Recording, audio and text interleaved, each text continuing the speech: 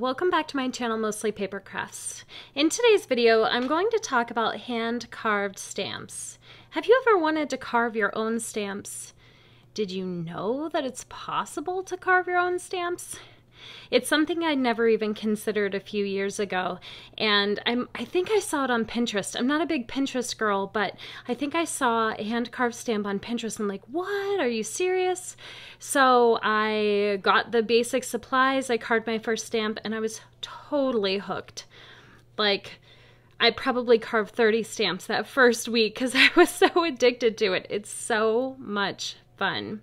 And then I discovered a really fun hashtag on Instagram called Carve December. So it's hashtag Carve December, and it's organized every December by Julie Fayfan Balzer, who is an awesome crafter, artist, teacher. She's wonderful. I will definitely link to her video below.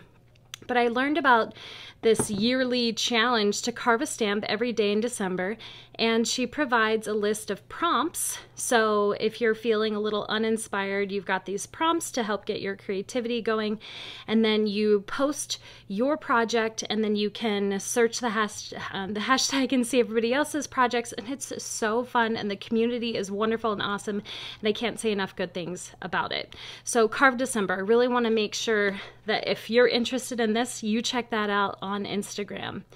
Now, what I'm going to do today is show you some of the stamps that I've personally carved in the past, show you the basic supplies, and then I'm really hoping that this December I'll have time to at least carve something basic every day for the month, and then I'll share those projects with you here on YouTube. Not every day, but maybe every week. I'll give you a little update of the things I'm doing. Of course, you can also follow me on Instagram, and I will leave my username in the description of the video below. The first thing I'm going to show you is Julie's book. If you are interested in learning more about what I'm showing you today, this book, Carve Stamp Play, again, it's by Julie Fayfan Balzer, is awesome. I purchased this after I'd already started learning, but I definitely picked up some great ideas and techniques from her book. You can obviously order it on Amazon or search for it wherever you like to purchase your books. But Carve Stamp Play, it's awesome. And Julie recently just did a video where she talks about the projects in the book, shows you how to carve a simple stamp, and it's just a really great video and introduction to stamp carving. So I'll be linking to that video as well. All right, so basic supplies. I use a self-healing mat. This is a very old mat. This brand does not even exist anymore. And then I keep everything else in a little pouch. So here are the supplies that I use. Tracing paper, pencil. Here's my carving tool. I'll show you this in a little bit more detail. I keep my rubber in there, a craft knife, and some paper. Now, sometimes I carve on, sometimes I sketch on Post-it notes. Sometimes I sketch just on regular paper. It just depends on what I have handy. But my process is that I will draw whatever it is that I want to carve, and I'm just going to make a little H to show you this very basically. So I draw a picture of what I want to carve, and then I take my rubber and then I just push it against there. And now I can see it, and now I can make it darker if I need to. I might even go back with pen if I need to, depending on how detailed it is, and then I start carving away. And it's just that simple. So this is the tool that I use. It's a speed ball.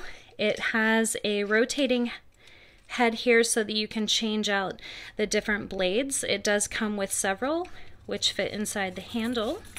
So just to show you, there is a cutting blade, so you don't necessarily need a secondary craft knife, but I just like to have that separate. There are a couple of V blades and a U blade. So we have a small V, a larger V, and a U here, which will be used for slightly different things. And then we have a wider U And it just depends on the kind of cut or gouge that you're trying to get in your rubber. But you hold it at a 45-degree angle, and then you just go along and cut. And I would use the small V for most things, and that's what I would start with normally. But I'll show you that in a future video. The rubber that I buy is also from Speedball. It's called Speedy Carve. It's pink. It is awesome to work with.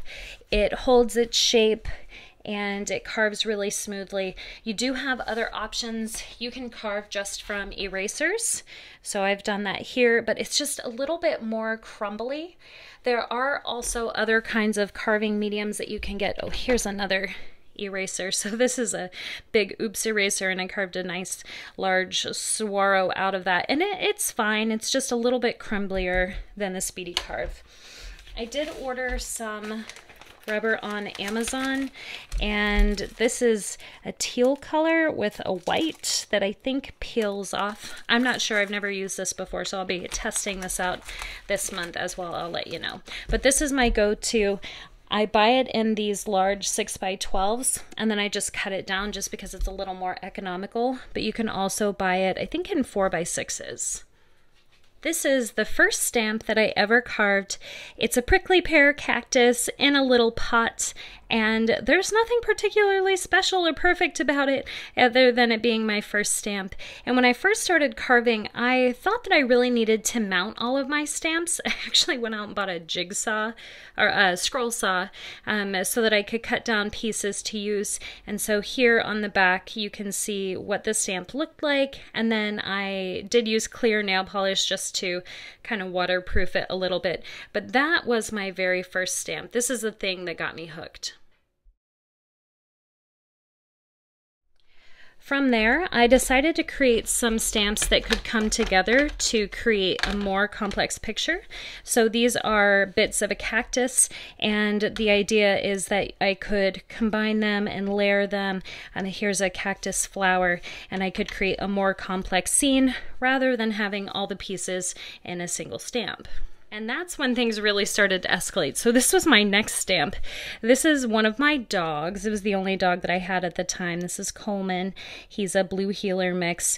And yes, so you can see the stamp is quite a bit more complex than these simple cacti parts. But it really isn't that difficult to go from this to this if you're confident. And I think that that is most of the battle for artists, is just being confident and just going for it. Now at this point I have probably hundreds, I have never counted, but hundreds of different stamps. This one is my house with a border around the outside, like a little garland with a heart, and I stamp this on the back of envelopes when I send cards, and then I color this the color of my house, and then this the accent color of my house with glitter markers, and it's just so pretty, and everyone that's ever been to my house immediately knows, oh my gosh, that's her house, and it's just such a nice personal touch. So you can see what that looks like here on this side. And this is my other dog, Maggie. I had to carve a stamp of her too. This was the first try at my house. I did make a cartoon version of my dog, and I'm not going to show you too many details with these because it's kind of hard to tell on the stamp itself, you know, what you're looking at, but I did make a Yeti and then his shadow to fill him in so that I could stamp his outline and then use another stamp to do the filler.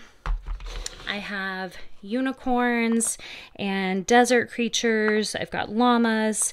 I made a groundhog for Groundhog Day. I made a series of southwestern houses. These are all really simple, but they look so cute when they're stamped out in a row.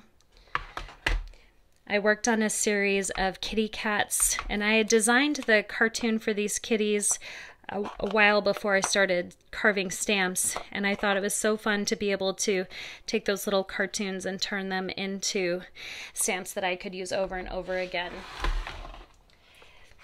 I did a bunch of Southwest pots with plants, so these are cacti and succulents, and I also have a bunch of patterns.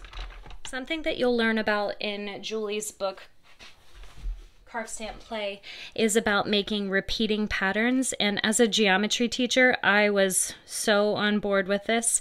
So when you create repeating patterns, there's so many different things you can do with them, and I will show you some samples. If you're wondering what these are tessellating sloths. So when you stamp them, they stamp into an interlocking pattern, which is pretty cool. This is one of my favorites. Look how tiny this is. This is 1 inch by 2 inches, and there are 1, 2, 3, 4, 5, 6, 7, 8 tiny, tiny pieces of fruit on there. And I'll show you what that looks like stamped out as well. Okay, so tiny, tiny stamp, repeated and colored, looks like this. Look how many times this was stamped onto here to create this pattern. And then I just went in and I did some simple coloring. So I created this pattern paper with this hand-carved teeny tiny little fruit stamp, and I just think that this is so much fun. I know it's not that fancy and it doesn't belong in an art gallery, but this was a very fulfilling project for me to do. Here's a much simpler design. I made a little rock with a smiley face. Here are 2 of my kitties with a heart that I carved and them colored in. Some of my desert creatures. So I love this rattlesnake. I think he turned out so very cute. I also carved a campfire and a little woodpecker. Here's a print just of that campfire. Here's a little creature. You can see the eyes are a separate stamp than the colored creature, so I can do little variations. And there are 2 of the critters, a bigger one and a smaller one.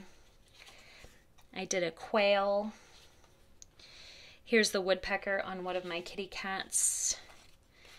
I did a turtle, or tortoise. I guess he's a tortoise. Here's a mockingbird, and I stamped this a few times. I thought that stamp turned out really neat. This is a single stamp with just a bunch of arrows. This was to use in my bullet journal. This is a cube that's stamped over and over and over, so a nice repeating pattern. This is another repeating pattern. I'll show you the stamp that goes with this one. So it's this. And then you just create it so that it repeats, and you stamp, stamp, stamp, rotate and stamp, rotate and stamp.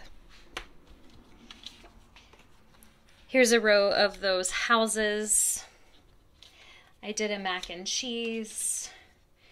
I did a repeating stamp with some saguaro cacti, some little carrot tops.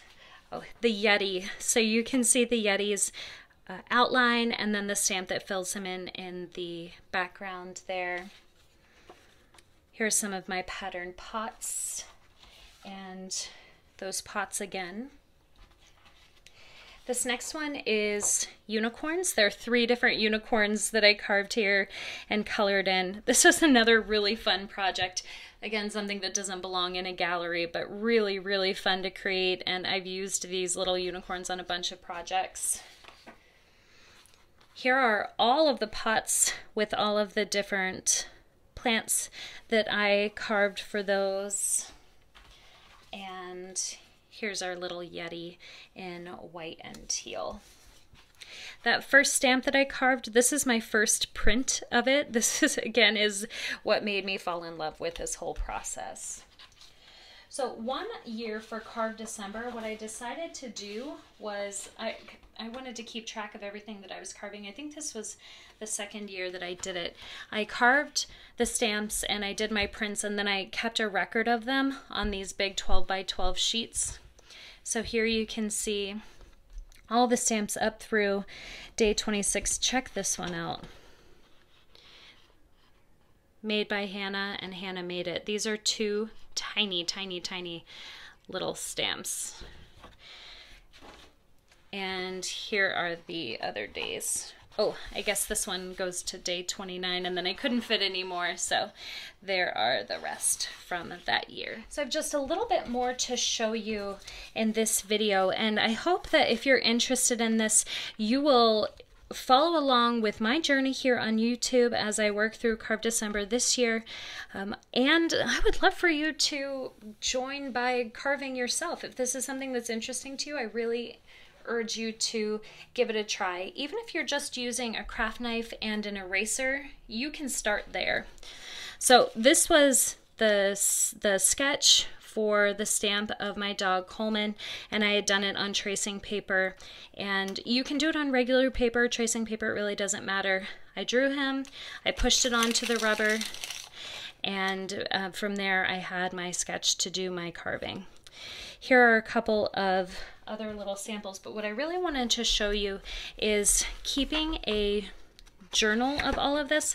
I think it was fun to do all of my prints onto a single sheet, but I also like the idea of having a little art journal.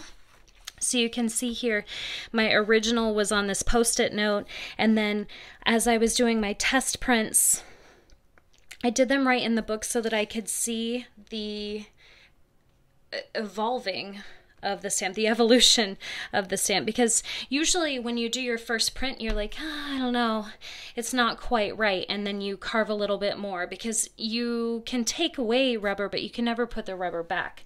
So even from here to here, you can probably see that I decided to carve out little bits from the pupils. But each one of these is a slightly different iteration as I continue to do my test prints. I really like this too because I like including a colored version, I like including the original, and as an artist it's just fun for me to remember the whole process, not just the end result. So just flipping through and showing you some of these. Here is my little dog Maggie all stamped out. This looks a lot better, of course, when it's colored in. She's a red heeler mix, adorable. She's a little troublemaker, but I loved this stack of books. And you can see the dates on these two, which I really like. This is from 2019. I did a little snowman. I mentioned being a geometry teacher. I carved this little triangle to do a Sierpinski triangle, and I actually did a much bigger print of this, which was really neat, and then I have that to show my students. I have some colored prints in here, and then now we're getting into some from last year. I was pretty busy last year, just like I am this year, so I didn't finish the whole month, but I loved Tweedledee and Tweedledum. So there was my test print there, and here they are all colored in. I had done another little teeny tiny design with bugs. I think the prompt for that day was insect, so I'll have to show you how that turned out, if I can find that one. And then just some repeating patterns. So I wouldn't have been able to do all of this just on a big 12 by 12. So I'm excited to continue using an art journal as I work through Carve December this year.